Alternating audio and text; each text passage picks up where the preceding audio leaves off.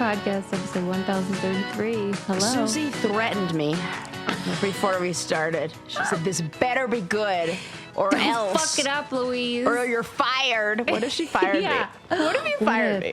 You know what, if I did What would be grounds for that, dismissal? Yeah. if I did, for some reason, like if you really shit the bed, which I can't imagine a situation. But if I did, I would do it on the air because at least we should make money off of it. Be like, that's it. I am firing her ass. Because think about it, that would be our like biggest hit episode of all time. It'd be like the one where Susie and Sarah are in a fight. The fallout. We should do that for like publicity. Don't people do that? We should do that. But like, we probably shouldn't call talk your about it daddy before. or something. Yeah. Kind of like already ruined it. People would be like, I don't believe you guys for a fucking second. If we ever go on the challenge, that might be a fun. Oh, yeah. Mm-hmm. That could be fun. And we could like have it all written out and memorize lines and everything. Yes. And then I would have to use I think if I got into like character, if it were like method acting. Yes. I couldn't fight with you like that. Like off the cuff, spur. It would have to be a play. Yes, it would have to be a play. I would have and I think I could get into it where like I could probably make myself cry on command. I would think of like Moana. You would feel like what would I feel like if this were really happening? That's what I would do. Yep. I would do that. I would just think of like, some like cute scenes I would sing The Fifle Goes West. Oh my God. Somewhere out there song. I would bring myself yep. Somewhere. Yes. Tears. Audience would be like, what is happening? Everybody in the house would be like, oh, what is this? Oh my God, that would be great television. That would be really good. And if the only people that were in on it were like true brainiacs. Yeah. You guys heard it here. Cast us on the next challenge. Yeah. What are you doing? Get us on there, and then we are going to create a like 3-act play. Yeah. A play in 3 parts. I love it. How are you doing, Suze? I mean, pretty good, I guess. I don't know. I feel like nothing bad specifically. Just like, I just feel like everybody's in a funk. Dude, everybody is in a funk. Why? I think it's the heat. Oh, really? Yeah, I really do. It's like weighing us down. Yeah. I think, how... Did I talk about that on here? Yes, I did. About how animals also are affected by heat, and that the moods of animals change, and like the birds were not able to do the cognitive like, tests. Fuck this. I mean, because half of our state is on fire. We've got like 100,000 acres plus burning, and it's only 60% contained still. We were in the smoke thing. Oh my God. Could you believe how bad that was? I had a 3-day headache. Dude, and my girlfriend was in Chicago at the time where the air quality was 500, which is insane. I wouldn't have believed it if she didn't send me actual photos. That's insane, because ours was like 300, and it was like, I can't believe it. Well, and she has asthma, so she's walking just from the office to her car, and I could hear her coughing and struggling to breathe. I said, girl, you need to get yourself an N95 mask right this second. You work in the medical field. What are you doing? Yeah, we can't swipe some goods. Come on. Yeah, I know you got those. So, yeah, it's crazy. Yeah, and it just looks apocalyptic out there. So I think that kind of, plays a role in everybody's mood. And then when you can't go outside, like I can't even take the dog out after 7 a.m. Yeah. And before 8 p.m. It's too hot. Yeah. Yeah. We're all going a little stir crazy. Yeah, we're all losing our marbles. But, right.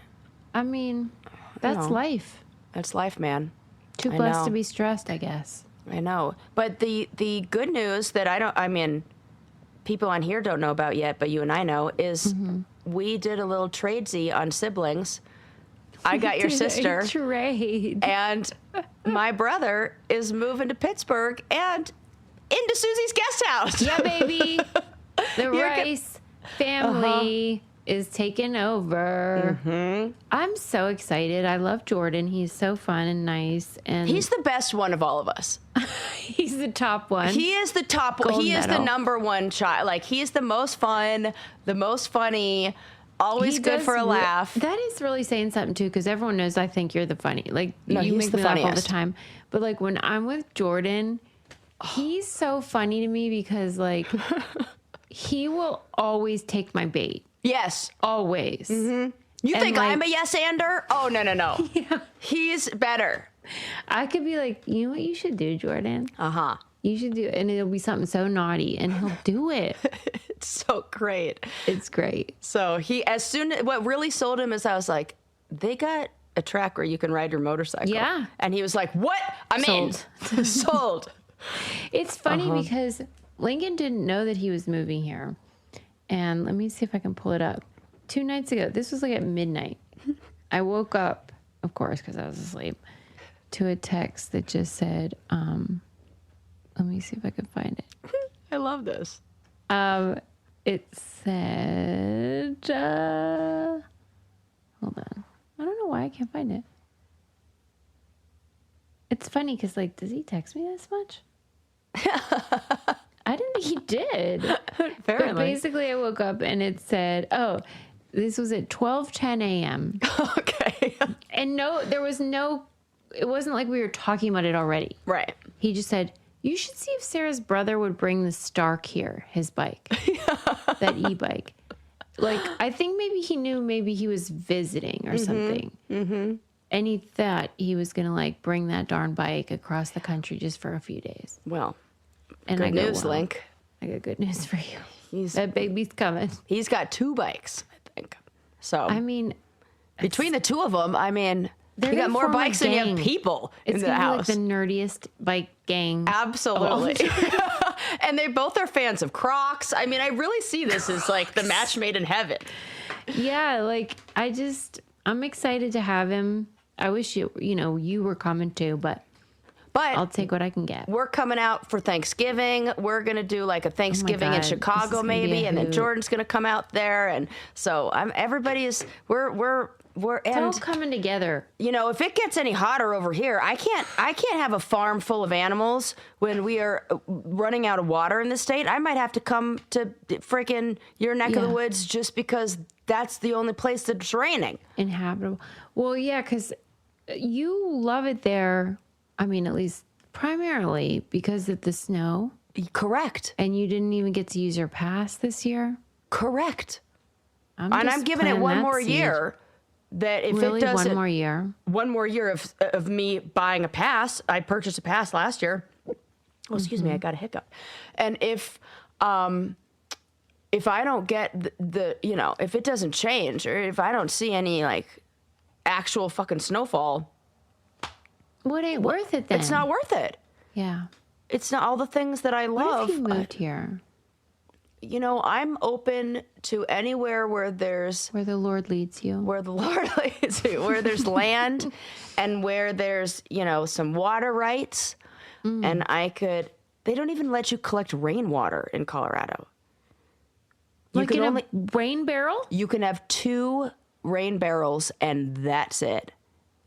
That's bizarre. I know. Is that not fucking disturbing that you're not Yeah. allowed to collect rainwater? That's actually crazy. I know. And it's very scary to think that. Yeah, like what falls from the heavens is not yours. Not yours. Is that I when I say it, it just feels. When I heard that, I said that can't be right, and then I looked it up and I was like, well, fuck me. I could understand maybe a limit, but not 2 barrels. That's it, 2 barrels, and there's like That's some nuts. workaround. You can make a pond, or but in the How ground, is it's that like fine? different. I don't know, Suze. It does feel like they're trying to stop people from being sustainable or like being able to like live off the grid That's in any way. funky. Mm-hmm. Yeah, you guys should probably get over here because we do have, how you guys all have that plan for the apocalypse. Yeah, yeah, And it's like we're meeting here Yeah. as a family. Maybe Yeah. you could just be here. right. We're just moving it to higher grounds or lower Just think grounds. I about don't it. know. Yeah, somewhere where there's water. But that is not on my list of things to talk about today. I have a bunch of other fun stories. A lot of stories that are taking place in Asia. And I want to start with one. I don't know why that's funny to me. Maybe it's just like you click on one story and then it gives you all the news that's happening, you know. They're like, she loves Asia. Yeah. Have you heard of Korea's dopamine sites? Absolutely. Do you know what not. this is? No. Okay. I did not know about this either, but apparently the younger generations and people in Korea are really getting into this. I've heard about their skincare, and I say thanks. Yes. Amazing. But good dopamine. Stuff. Yes. They have all the good stuff. All the good. Well, wait till you hear what this is, and you tell me what you think. Okay. So, I think we've talked about this before, where a lot of studies have shown that the moments that we get excited and we get the dopamine hit when we're online shopping are when we are finding the products and when we're filling our cart. Yeah. And then there's like the dips down, and then when it arrives on your doorstep, you get another little boost or whatever. Well, these sites have been created where the only goal is to just fill your cart, and that's insane. It like order food, like e-commerce sites where basically you're simulating online retail therapy without actually buying anything. This is nuts. I think it's nuts too. There's one that translates into only the food is not coming. That's the name of the website. That's fucked Or only up. the food doesn't arrive or something like that. I feel like this is a new eating disorder. This is a highly popular website that in a way was kind of, I think it was designed to like mock these South Korean food delivery apps. And what it does is it really just compares restaurant menus. You're able to fill carts. You read fake reviews. You can watch a virtual courier's progress on a live map, except only the food is not coming. Here's my theory. This is my conspiracy theory. Okay. That is just data farming. Yes. Like, they want to know what you want to order. Looking at, yeah. Your behavior online. You are so smart. And nowhere in the article did it mention that. That is what that is. I think you're right. Don't fall for it.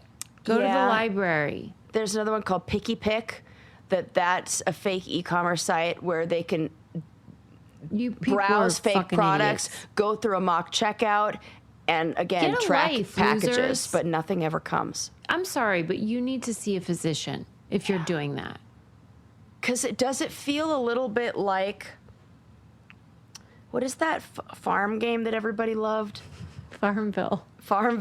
Yeah. You're like, I forgot about that. You know, or Tamagotchi. How different is it than that? Good point.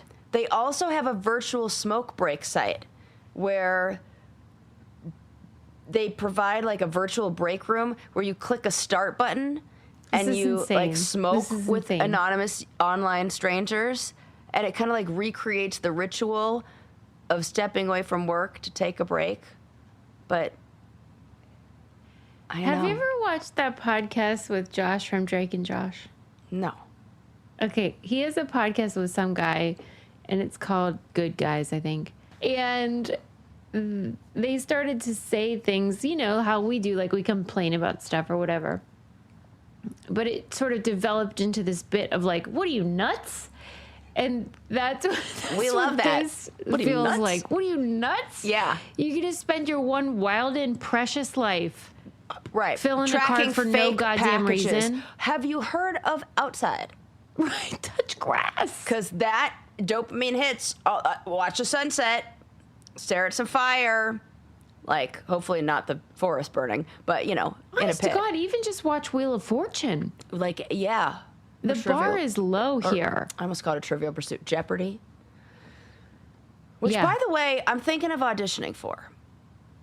Okay. All right, let's settle in.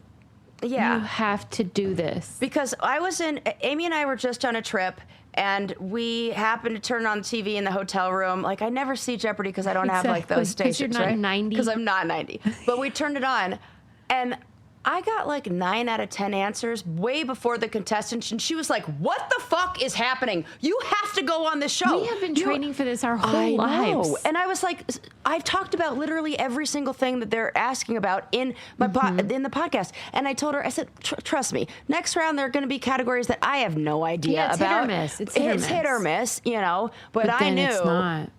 And she was like, "You have to like try out for this show." And then I said, I feel like I'm in this weird area where I'm definitely not famous enough for celebrity Jeopardy, but maybe a little too popular or famous or whatever for regular Jeopardy. They're gonna be like, "No, that's the girl from the real world. We can't have her on. It's too weird." It's too weird. It's like everybody will be like, "Wait, don't we know her from somewhere? Like, is that a thing?" It is a real problem.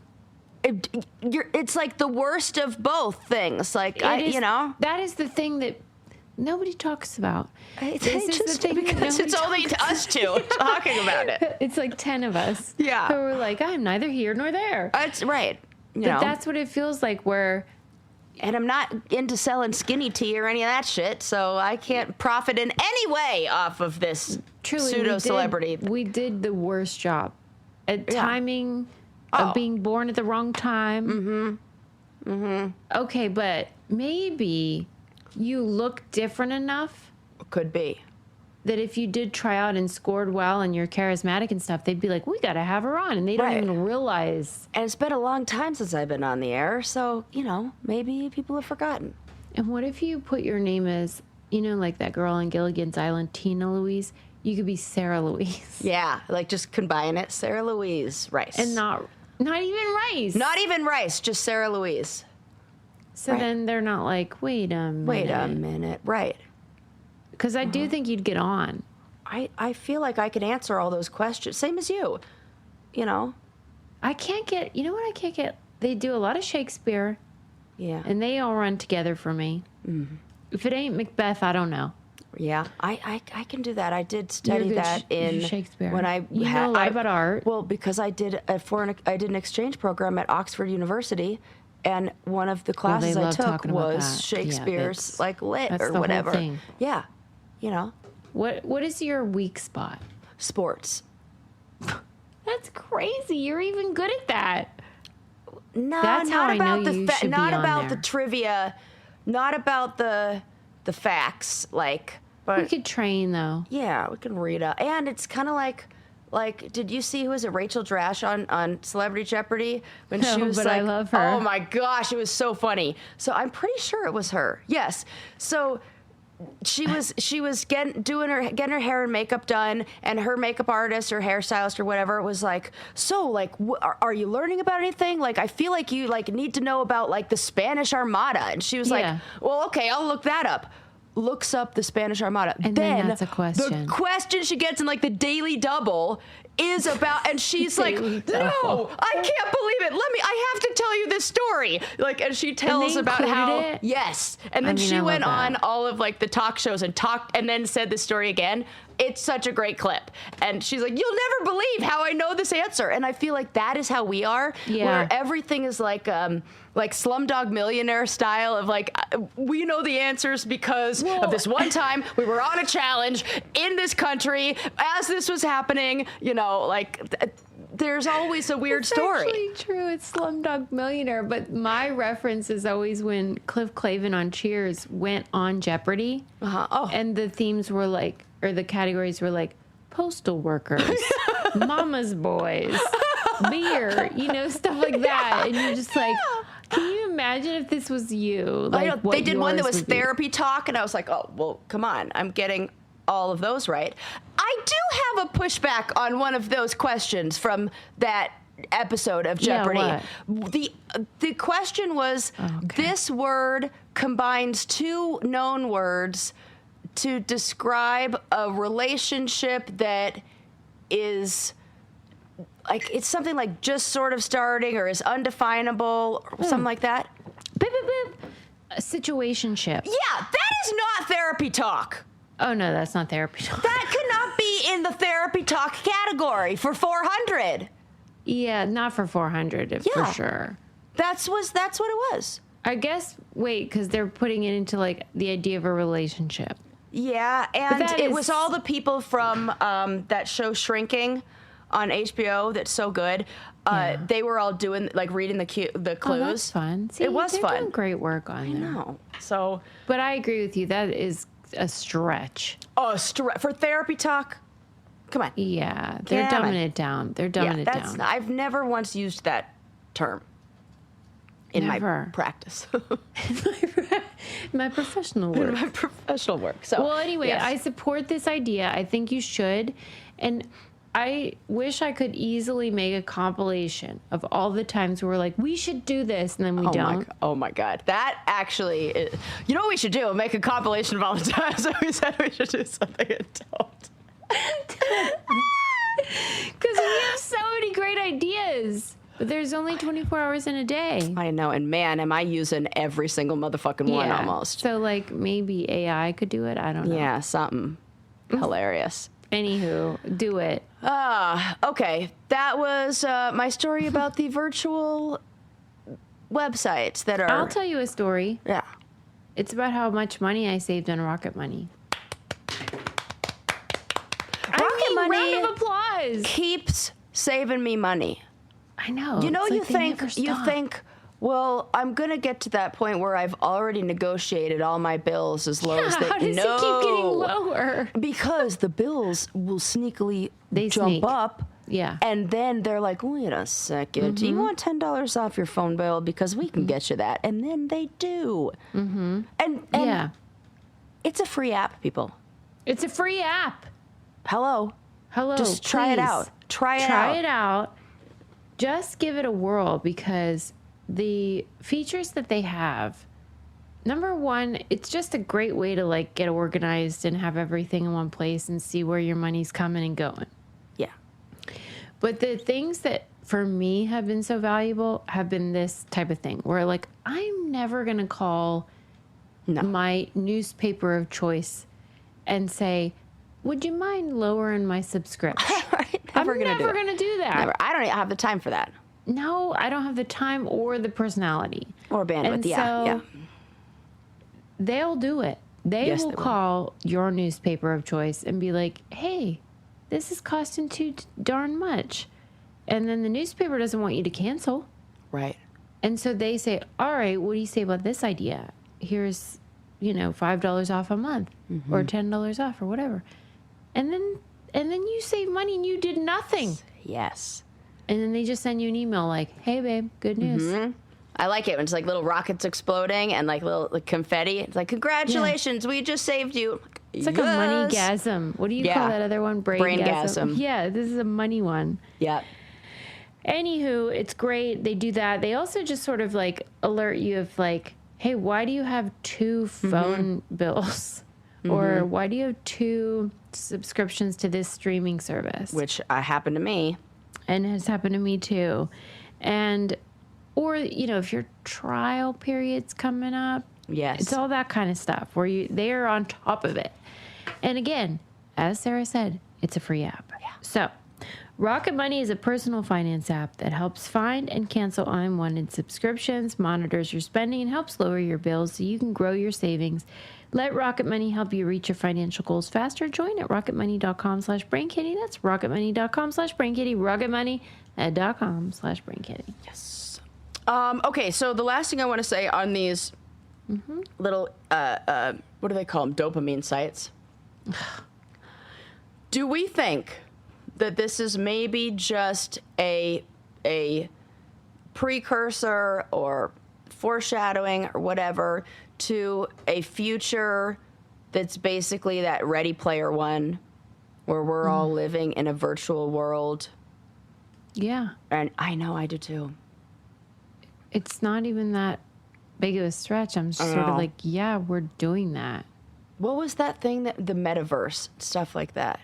Like it feels like I do not like it at all, because it's like, I think it's like, we were talking about this last episode, I think, about the cheap dopamine versus like taking the tram versus walking up the mountain, and like, yeah, you'll get your dopamine hit.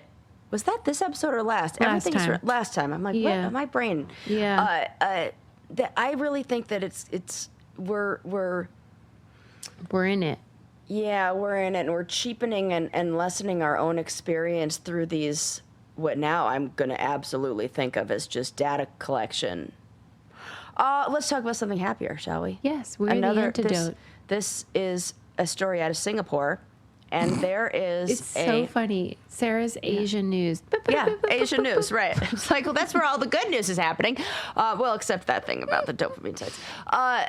This is real cute, though.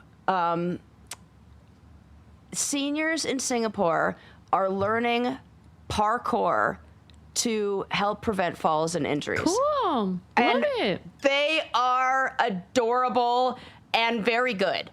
That's fun. Yes, there is an account called, I think it's called Movement SG. And it's like a fitness group. And they teach seniors. By the way, the age range I was like, I don't want to talk about it. It's like my age. It says 50 to 70. I was like, excuse me? Yeah. I'm knocking at the door of seniorhood or whatever. But 50 to 70, and I think even if you're older and can do it, you're welcome too. But they're learning falls. Because that is so like important. The number one way that the senior community or population gets injured. Yeah. And there's so much you can do, like head injuries. Like a fall can really change the rest of somebody's life. I mean, I'm sure our listeners have aging parents and have had the experience of one of them fall or something like that. And I mean, my mom fell off a 20-story building. She's a little fine. Different, but she's fine these days. You've seen her dancing on Instagram. But I love this. I think it's a really important thing, and it made me want to practice jumping more. Because that's something that it feels like goes away as you get older. Jumping rope or from a distance? Like from a distance, like jumping off things, like box jumps or... box jumps, yeah. You know, you do a box jump and then like jumping down, like landing and learning how to fall and like roll over on your shoulder. So great advice. They're falling and they kind of like intentionally fall and then catch themselves or kind of recover. Yeah. And almost... like use the momentum of the fall to get to a safe place. And in doing so, it makes them really strong. And that's cool. Weren't you the one who told us a long time ago about how going from sitting to standing is... Yes. I think about it every day. Every time you stand up, huh? Yeah. Yeah. That was in the book Another Day in the Frontal Lobe by the neurosurgeon who described why those falls are catastrophic for elderly people and how, like, you just get out of the habit because there's no opportunity of going from the floor to a stand. Yeah. And that particular movement and the muscles that it involves are important. And that if you can maintain it, which is why, like in Japan where the beds are very low, that's so much better. Or like eating on the floor, eating in the lower position. Yes. And we're just like, let's just have as little change as possible. Yeah. Let's just shuffle into these booths. And a lot of our chairs are chairs that, you know, couches and things like that, where you can fall into it and it catches you. But that is often a way people get injured because they'll go to sit in a chair and the chair will scoot out from under them because they're almost like falling into the chair rather than actually like squatting into a chair. Squat baby. Yeah. So I was thinking when you said that about, you know, a lot of us aren't going from the ground to standing. Yeah. Unless you have ADHD, because I am always sitting on the floor. I'm always on the floor. I don't know why. Well, we're weird. Yeah, it is kind of a weird girl thing to do. Just like sit on the floor. I watch TV on the floor. It's embarrassing. Like, I don't even want to tell you what I do. Adam's always like, what are you doing? And I'm just like, it's more comfortable here. Yeah, I just like it. When I was watching the soccer game, the World Cup finals, and I was like, I'm sitting on the floor with the babies. Yes, and like toddlers are always on the floor. Always. And so like if you have a baby or are around little ones, it's natural. But old people really aren't. Oh, yeah, yeah. And like when would they be on the floor? Why would they need to be down there? Right. And so then they just accidentally lose that skill. Yeah. Yeah. Good tip, though. Even after not going to the gym for a while and trying to do a box jump, I was like, oh, that's my vertical now. How high? Well, now I've since worked on it, but when I first went back, I couldn't do like the highest. Like, what's the highest? Well, I don't know, maybe 24 inches or something like that, or 20 something. It's like a box. I can't do that. There's like these boxes that you can rotate, and there's one really high one. There's and there's like different, depending on which side it's on. So I tried to like set myself up to try one. This will be great. I should film it for you all. Use a soft box, because I have had the experience. What's a soft box? Well, one that's padded, like jump on something padded, because if you try on just like a hard box there and you miss, that is like a shin injury. I did that when I was working out. A shinjury. Yeah, and that'll take the skin right off your shins. And it's a disgusting injury, so don't do that. Okay. He looked actually terrified when I told her that. I was picturing it. Yeah. Because I think you and I are similar in that we're like, I could do it. The amount of times that goes through my head a day, like... We're delusional. Completely delusional. Well, what really fucked me up was doing crazy ass shit for 10 years on a reality show, when I've literally scaled 50-story buildings on ropes dangling from and cranes and you know. And we didn't practice. No, I just did it. We just think like, and I was we're like, really good at this. I could do that. 24 inches, please. On the ground? Yeah, I got that. No problem. It's probably like 19. I wonder what my vertical actually is. It's probably not good. I'm saying that. How do you even measure it? The box jump? Yeah. Just put the box. Just see. God. Just see. It's gonna be like 6 inches. I know. That's in my head. I think I'm like doing real. It's kind of like like the one day I was able to go snowboarding last year. Mm-hmm. I went to the women's park event. And you did the jump. Yes, and in my head, I was 2 feet off the ground. I was barely 2 inches. It is, and in my mind, I was going so fast. I was jumping so high. Right. And when you actually see the progression, it's like, yes, did I get air? And yes, did I get an indie grab or whatever? Yes. But it was not anywhere near. So like dumb. In my mind, I am fucking, Shaun White out there. Do you think it's because of the show? Yes. Or do you think, or do you think it's like, because like other people are worse? Because they are like most people are fucking not crushing life. I think that, where does my overall confidence like if you've ever from? Been to Walmart, you know what I mean? Right. Yeah. And I think they are great. They are happy. They seem great. Yeah. I'm just saying they can't do a box jump. Right. And there are a lot of people who just like actually can't jump. Like I think in my head, okay, I consider myself an athletic, like like somebody who can naturally, like if you give me a jump rope, I can jump rope. I can do the cool thing with the, cross your feet. I can do that. I can do the double, so I'm like, oh, I can do anything. This is not true.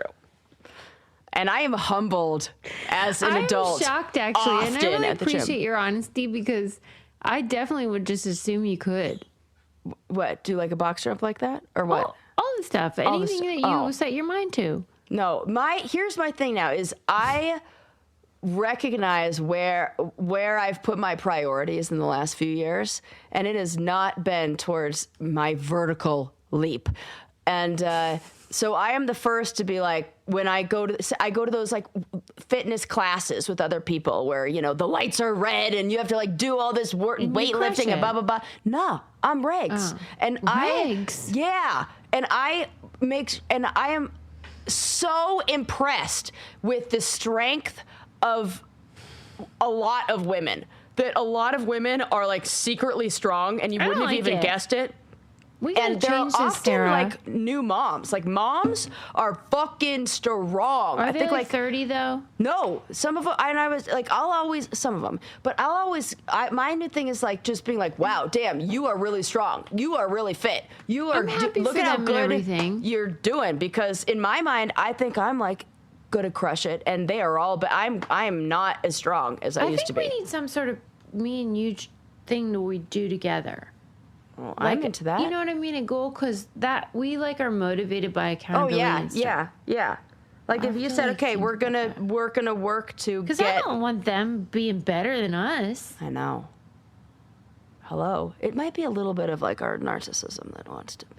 Yeah, and this is what I say about my vanity is going to save my life. Yes. Because I want to look okay. And I so want to that's beat why I go everyone. to the dumb gym every day, and I fucking hate it. But if you can use your like flaws and weaknesses for your advantage, Right. what's the problem? And it's like, what's the intention behind it? And if the intention is like, you know, at the very root, I'm going to be healthier, and I want to be stronger and better than those losers. You know.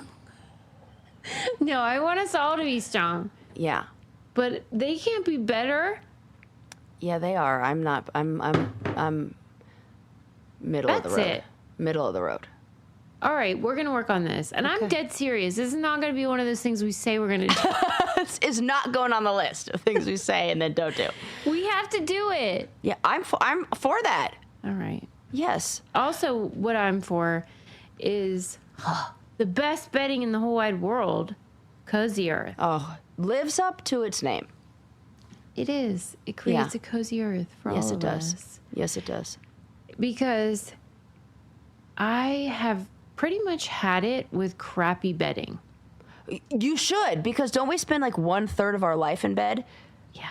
Something crazy like that? Maybe more for some people. And why on earth would you not want to be? And I always go cost per use. Yeah. Take that, divide it by how many. It comes with a 10-year warranty. Yeah. 10. Do that 10 math. 10 years. If it stops performing, you're 650 days. Yeah. I think that's and they have a 100-night sleep trial. Wrong. So if you're like, Susie and Sarah are liars. These aren't the comfiest sheets ever. You can just send them back and it's no big whoop. But you won't, because they are the kind that like keep you cool. Yes. But they're silky smooth. They get better after you wash them. It's not like, oh, these are amazing, and then you wash them and they're like garbage. Right. They get better. They get better. And Cozy Earth stands behind everything they make. So that 10-year warranty, the 100-night sleep trial, that is no joke. They are going to handle it hassle-free, no problem. And if you're a lady of a certain age, being cool at night is a really big deal. It's like the difference between you're a kind human the next day, or you're you could ruin mean to everyone you come into contact with. It's just a higher standard of bedding, and the sheets are nice and deep, and they tell you which friggin' side to put it on. It's great. They are made from viscose from bamboo. They are breathable, soft, and built for that summer heat that so many of us have. Head to CozyEarth.com and use code BrainCandy for an exclusive 20% off. That's code BrainCandy for an exclusive 20% off. And if you see that post-purchase survey, mention you heard about Cozy Earth right here on the Brain Candy podcast. Yes. Okay. Let's switch it up. Well, this is kind of in the same, theme of sports and stuff like that. Are you familiar with the cover of a Life magazine? There was a cover way back when. It was like in 1964. The woman with blue eyes? Or was that National Geo? That's National Geographic. Okay. But this one is of a woman doing a handstand on a skateboard. No. Okay. I want you to first Google it, because it's the cutest. Did you say Life Mag? Yeah. Life magazine.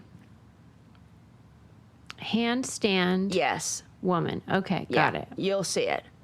And look at this little cutie. Yes, cute. Yes. Adorable. Is she not adorable? Well, yes, I love her. I had no idea who this woman was. And as somebody who was a big fan of skateboarding and, you know, skateboarding lore and legends and Tony Hawk Pro Skater and all those fun things, you'd think I would have heard about Patty McGee, who is... Never heard of her. Never heard of her.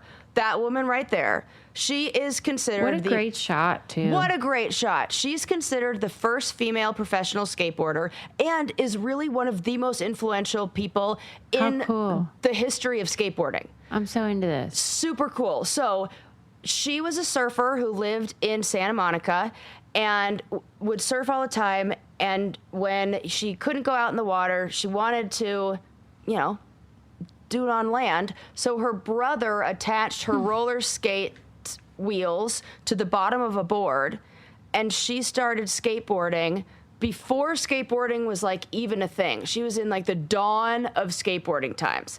And in 1964, when she was just 19 years old, she entered the National Skateboarding Championship in California, and she won. And she ended up signing with Hobie, if you're familiar with that, like surf brand, skateboard brand. And she earned this salary that let her travel the country performing demonstrations, and she was the very first woman to be a paid professional skateboarder. I'm mad that we don't know about her. Me too. That is fucked up. And she also is the one who invented the handstand on a skateboard trick. This is amazing. She also... Is she alive? Oh, I don't know. I should look that up. I didn't even look that up. I have to find out, but go ahead. She also set the record for fastest downhill skateboarding. She went 47 miles an hour with no shoes, no pads, and no helmet. What? Down a street. Like, can you believe that? 47 She's miles. crazy. That's insanity. Right. She lived till 2024. Oh, we just missed her by 2 years. Yeah. Damn.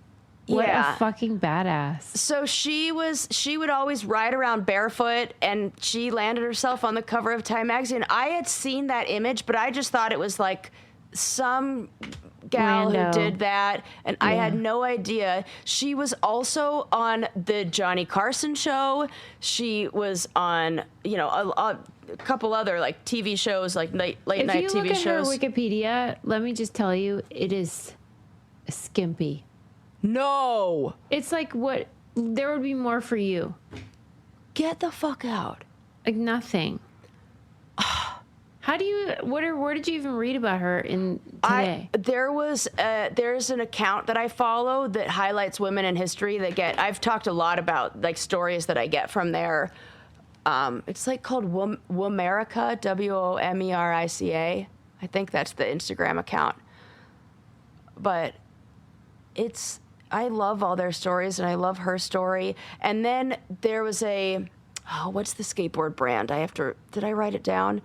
Oh, yes. There's a women, like years later, this is like today times, there was a female run and female founded skateboard company called the Original Betty Skateboard Company. And she was a co-founder of this years and years later. And they created all these really cool skateboard decks featuring her that are so cute. And then it wasn't until like, I want to say like 2020 or something like that, that she was put in the Skateboarding Heritage Hall of Fame. She's like the only woman in there. She is so cute. Like all these Is she not the cutest? Yeah, like her as an old lady, darling still. Just... She like you can you know when you can see a picture and feel somebody's energy? That one? Yeah. She is so cool. Freaking cool. We could only aspire. I mean, so like I think that we need to she set a world speed record. I mean 47 miles an hour with no shoes on? I can't think of a bigger AWH. That's a death wish.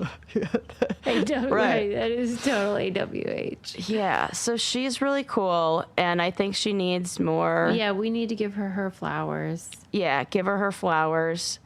Born in 1945, and yeah, and shredding since 1962. So, damn. Shout out to Patty. Shout out to Patty. Fuck. Mm-hmm. What a badass bitch.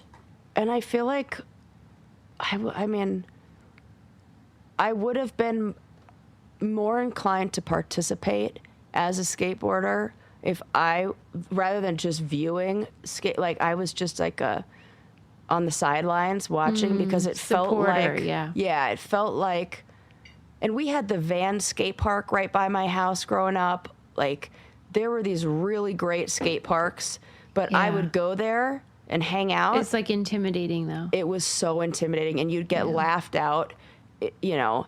And now they have girl skate camps and all this kind of stuff. I would like, ugh. Who was laughing? The boys. Right. And my brothers were both really good at everything. Were they laughing? No, they weren't laughing. Like, but they. It was just a boys' club. Yeah. And by then, it felt like there was too much of like it would take me too long to catch up to where they were at. Like, my brother ended up building a skateboard ramp in Jordan. So if you need a skateboard ramp, he'll build you one. He built a skateboard ramp in the front of our driveway, like a big one. And they were all just like doing tricks and stuff like that. But it was a boys' club. It just was. It just was. And it was just like the girls are just there to cheer them on and to like be cute on the sidelines. And obviously I wasn't into that. I wanted to do the stuff, but I felt like I could never get over They wanted cheerleaders. Yeah. And that's why I went back to the park to practice on my snowboard, and why I went to that all women's event, and why that was so important. And I like cried when I was there and saw all the women, because I was asking around, and so many of the girls who were there were like 17, 18, 19, like young. And I'm like, this is so awesome. If I had this space when I was younger, I would, and everybody was encouraging each other, doing what often the guys will do, and give them, give other guys an opportunity for, which is like to learn and to teach and to kind of mentor the people who don't know what they're doing. Like, it's a very hard thing to just pick up and do on your own or teach yourself. You kind of have to have somebody, or it really helps, I should say, to have somebody watch you, show you the ropes, tell you what you're doing, kind of coach you a bit. Mm-hmm. And, I like these spaces for women. If you got on a skateboard now, what would it be like? Are you just winging it, or? I would be okay on a longboard. Mm-hmm. But I wouldn't want to go. I would also be very, the footwear I was wearing would make a big difference. You don't want to be doing it in sandals, or I'm always like in fucking Birkenstocks when somebody's like got a skateboard and I want to be like, let me try, I went to a summer camp and they had a half pipe there, and I was there at every single free period. It was, that was one of my favorite summers at camp. And there was a counselor who I was like, oh man, she's so cool. Oh, okay. Yeah. And her name was Bo Nana. And like, her name was Bo, but they all had like funny little camp names, and so she called herself Banana. I truly thought her last name was Nana. No, that would be funny though. But she called herself, her name was like Bo Nana and Banana, and I was like, she's the coolest. And I wonder what she's looking doing back, now. like, I probably had a crush on her. Probably, yeah. I'm sure you did. Sure, I did. She's like a skateboarding badass, and she was definitely not straight. That's my guess. I think it's fair to. Yeah. So, shout out to Patty McGee. For real. I love her. Yeah. That would be a great Halloween costume, too. But no one would know who that is. But then they get to ask you, and then you get to tell them the entire history of her. Now I've learned in the digital age, there's a great Instagram costume. Like, for instance, when I did Shania Twain in Man, I Feel Like a Woman, with the top hat and the microphone thing. And then, you can pose create the context. There's a caption. Yes. And everyone's so into it. Right. But when we were trick-or-treating, no one would know. Who the heck are you in a top hat? Right. Kind of like when I did Gwen Stefani from the No Doubt cover, and I had to do the same pose. That's a great Instagram and everything. one. Yeah, Instagram, because I could do the background, like, you know, green screen like she did. Create the context. But if I were just walking around in a it's always red like, dress. What are you? I don't want to be asked at a costume party who I am. Right. That's an Instagram photo double. Okay. Gonna do that for Halloween this year. You would also be a cute her because you got the same hair color and everything.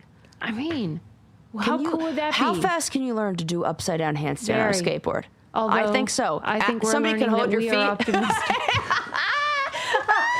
I can do that tomorrow. True. You're like, I got this. Like, you did not hesitate. You're like, I can do that. I can't even do it with my feet, let alone I can't do a handstand. Without a skateboard, right. Or be on a skateboard. And yet I think I could do a handstand on a skateboard. Right. No problem. This Hall of Famer was able to do it. Like, no, we probably cannot. Yeah. But for maybe, like, enough seconds to get a picture... Or like that I could see like Adam or Lincoln holding your ankles up. We'll fix it in post. You know, give him like a green suit to wear and just like hold that up. We can some cool like surfery music in the background. Like I'm into this. Beach Boys. It writes itself. Oh my God! Hello. Mm-hmm. That's so great. Okay. Thank you. Glad we talked about her. Okay, what else do I want to talk about? This just came up in like my local Colorado news, but I thought it was worth sharing. Okay. In Colorado, 4 in 10 fatal collisions involved aggressive driving, and that accounted for 255 of the state's 642 deadly crashes, and it's the 5th highest rate in the nation. So basically, Colorado is the 5th highest state with road rage. Why do you think that is? I don't know. Here are the states that are higher. Can Florida? You guess? No, not on the list. California? You're never going to believe one of these states where it's like, why is anybody mad here? Yeah. Oh, no. Yeah. I would say Florida, California, Texas, Arkansas, Louisiana, New Jersey, and Hawaii. I should have guessed New Jersey. That is guessable. New Jersey does seem guessable. Come on. What are you doing in Hawaii? Why are we getting mad? Maybe it's everybody mad at the tourists who are there, who are driving like idiots. And maybe that's who's actually doing all these things. Or who's getting ragey. Yeah. And maybe it's like because everybody else is just like, hey, slow. Yes. You Island see, time. Like regular people being like, go. Yeah, and it's the people from those other states going there that are getting all pissed off. Jersey people are going to Hawaii. But I'm shocked that it's not Florida. Me too. Texas. Because they're by far the worst drivers. Do not come at me, Florida. Y'all are. Yeah. Anytime I'm on the road and somebody's driving, and if you drive on the highway in Florida, it's like they just have, it's like the lanes are suggestions. They are all over the place. They'll go from the far left lane to an exit ramp. I'm like, what is happening? It's anarchic. And they're driving so fast, and they're all in fucking Maseratis and Lamborghinis and shit. It's because it's lawless. It does feel like that, and I do not like it. No, we love structure. Denver's hotline or Colorado's hotline for, I guess there's a hotline for aggressive driving or something like that. I don't know. I just thought that was 911. But this hotline received 33,387 road rage reports in 2025. That's so many. That's a lot. That makes me terrified. And they range from tailgating and passing to showing a weapon and getting out of the car to confront another driver. Why are we so angry here?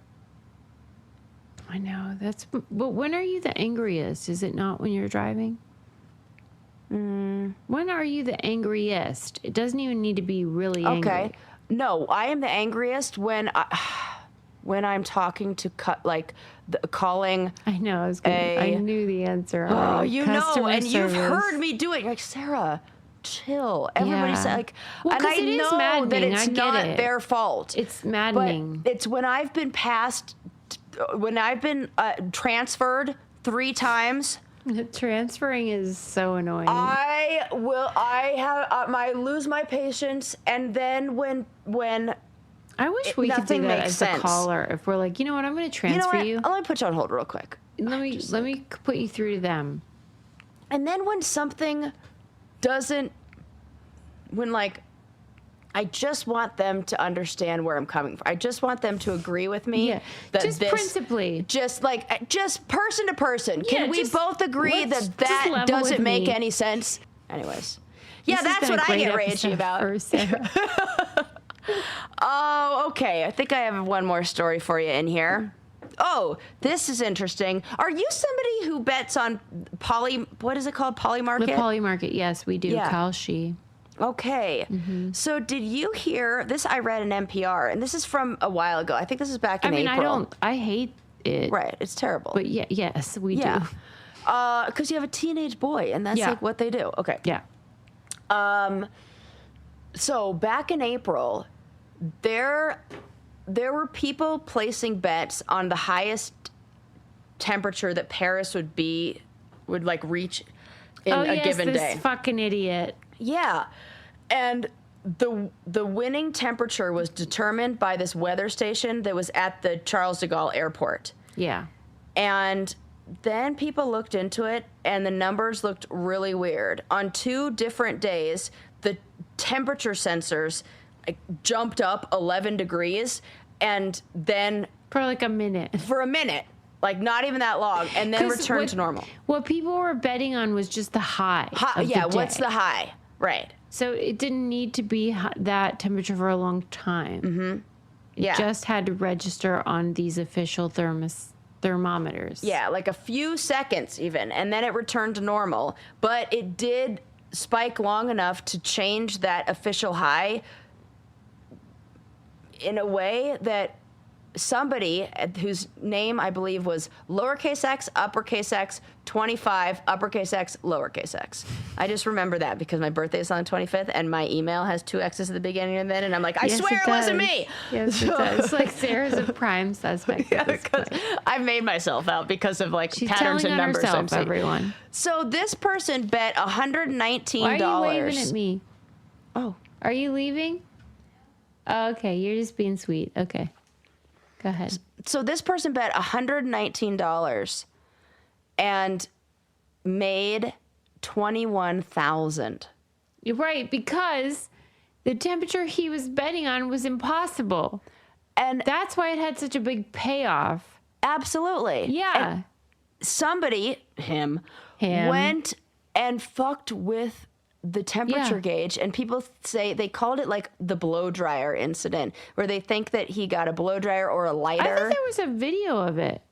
Oh, I think that there were fake AIs made of video of it. That's what the NPR article had talked about, that there were some like AI videos going around. I'm sure they actually do have a video of it. Well, I just didn't see. Did they pay out or not? Yes, they did. And then he canceled his account or disappeared, and you can't trace him or anything. And it's in the international Polymarket betting world where you can't it's like crypto where it's just like you can never figure out who it was, and nobody has publicly proven exactly what happened. And now, because of the betting, all the athletes are doing shenanigans. This is basically like why they said you can't take bet. Remember that one player who I think he was like a Japanese player or a Japanese guy playing for some team, and he said his like manager or something made all the bets, and he got in big trouble and ended up getting suspended. I can't remember any of this story, but it happened recently. And it was like you can't bet on Oshani? Yeah, I think. The translator? Oh, maybe that was it. Okay, so Oshani is a player for the Dodgers, and he had a translator who's also his best friend. Yeah. And that guy got caught up in a betting, like he was addicted, and spent $17 million of Oshani's money. My God. Holy shit. Unbeknownst to him. That's so much. And then got caught. And there was a period of time where it was like, wait, was the player involved? Right. Anyway, but he wasn't. It was just this fucked up translator. And it's like basically the biggest betting scheme in sports history. Because that is a That's a lot of bets. Oh, yeah. Oh, yeah. I mean, wouldn't you be a little suspicious? I would, but $17 million. Anyways. You couldn't have been happy with $1 million? Right. Greedy, greedy, you could have greedy. walked away. Right. Anyway. So those are my stories for you today. Poor Sarah. I just hijacked it being like, did you hear about this? No, are you kidding me? That's my favorite thing ever to do. I usually do it to you. You did a great job. So much fun, especially shout out to Pat McGee, R.I.P. Yeah. What a gal. What a gal. And please go to thebraincandypodcast.com and go to the Candy Codes tab. And you can find all of our partners there and all the codes and URLs. And that helps us so much if you use them. Yes. And if you don't want to, you would help us immensely also if you left us a 5-star review. So yes. Would you mind? Would you mind? Thank you so much. And go to patreon.com/braincandy if you want to hear about our reality TV nonsense. We'll see you next time. Bye. Bye. You're listening to this podcast, so I know you've got a curious mind. Here's a helpful fact you might not know yet. Drivers who switch and save with Progressive save over $900 on average. Pop over to Progressive.com, answer some questions, and you'll get a quick quote with discounts that are easy to come by. In fact, 99% of their auto customers earn at least one discount. Visit Progressive.com and see if you can enjoy a little cash back. Progressive Casualty Insurance Company and Affiliates. National average 12-month savings of $946 by new customers surveyed who saved with Progressive between June 2024 and May 2025. Potential savings will vary.